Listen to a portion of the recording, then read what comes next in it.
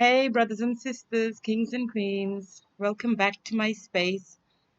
Hope you're enjoying your whatever time of the day it is or night it is when you're watching this. Hope your day has been prosperous enough that you're satisfied with it. If you're not satisfied, if you're feeling a bit overwhelmed at the moment, you have the right to let go of whatever it is that you're feeling overwhelmed about. One of the things that I've learned along my journey, and I'm still learning, I'm still a student in this, but that our conscious mind, if we're thinking too much about a particular situation or issue that we want to solve, our current state of conscious mind cannot help us with that. So we have to let it go and let nature take its course.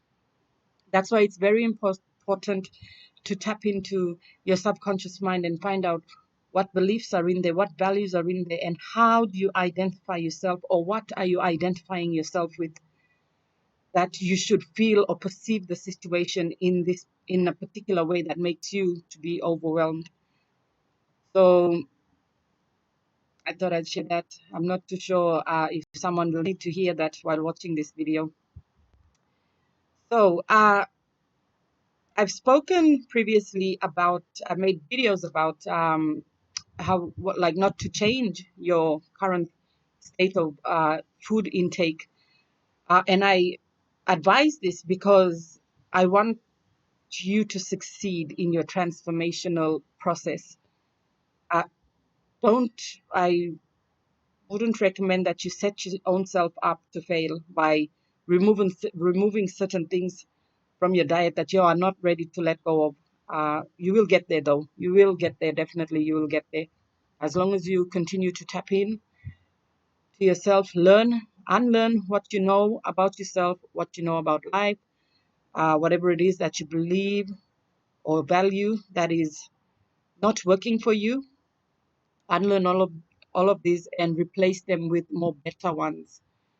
Um, so this particular video, I wanted to talk about what, for those of you who are interested in changing your diet, what can you eat for the time being that will help you through the process of letting go of, accumulated fat or stored up fat within your body, and what can you have less of, what can you replace something with. So what I have done, and I've shared this with everybody, and it is delicious. Not only is it delicious, it's filling. It's, I call it tuna rice salad. That's the best I can get. Fish rice salad. If you don't have access to fresh fish, then yes, there's preservatives in there, but remember you got your lemon water um, to flush anything that your body don't need out quickly. So get a tin of tuna, salmon, and if you already know how to make your nice tuna or a fish salad, that's good. Like, so it's a normal fish salad, however you're having your tuna salad, however you like to add. If you haven't already, or if you don't already, add mushrooms to it. Don't cook the mushroom, just add it to it. Add leek, don't cook it, just add it. It's lovely. Add your pepper, um, all of your lettuce, your tomatoes. You can add cheese if you like cheese. Uh, there's onions, spinach, rockets, all of that good stuff. And for my seasoning, a salad dressing, I like to use olive oil, lime, half a lime, or depending on how big your salad is. Olive oil. I like to use Maggie's seasoning sauce, and I do put mayonnaise in there. And my favorite mayonnaise is the Asian-based, Japanese-based sushi mayonnaise. I love that. You mix it all up. Add your fish, whatever fish you're having. If it's whatever fish you're having, added into that, and then you get your brown rice, or the best rice, that won't slow down the process of bowel movements. And you mix them, cooked one, of course, and then you mix them all together. And then you have a big container that you have it ready for you, that when you need energy, maybe you're busy in the morning and you're ready to eat, you need a top up of energy. All these things are energy based. All this food that I have chosen in the past is to do with giving me the energy that I need to carry, to proceed through my day without overfilling myself. Because what happens is, when we overeating, maybe an hour from there, all of a sudden our moods change. We're like, oh my gosh, this person, just look at this status. What is that?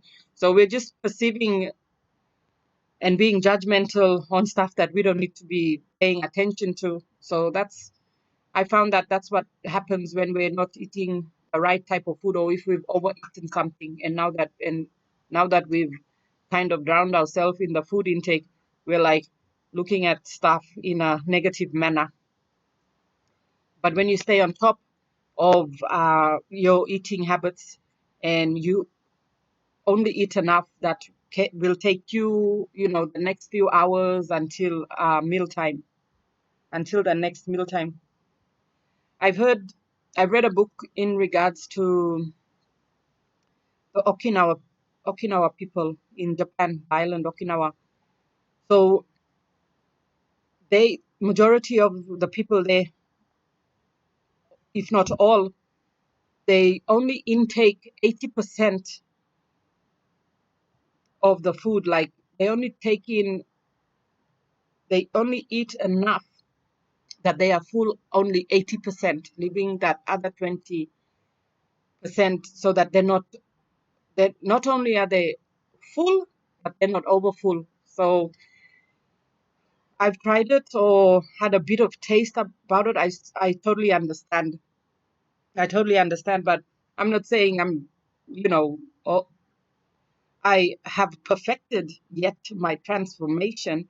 I am still learning, and I still do pay respect to my body needs. If I'm craving something, if I'm craving chocolate, that I know that it's been sitting there for a few days, I'm gonna go out. I'm gonna get chocolate, and no one's gonna tell me, and I'm not gonna let anybody tell me, "Hey, what are you doing?" and put guilt trip on me. Because when you take accountability for yourself and how you eat and how you conduct yourself, you remove the power from someone else putting any opinions or belief of their own onto you.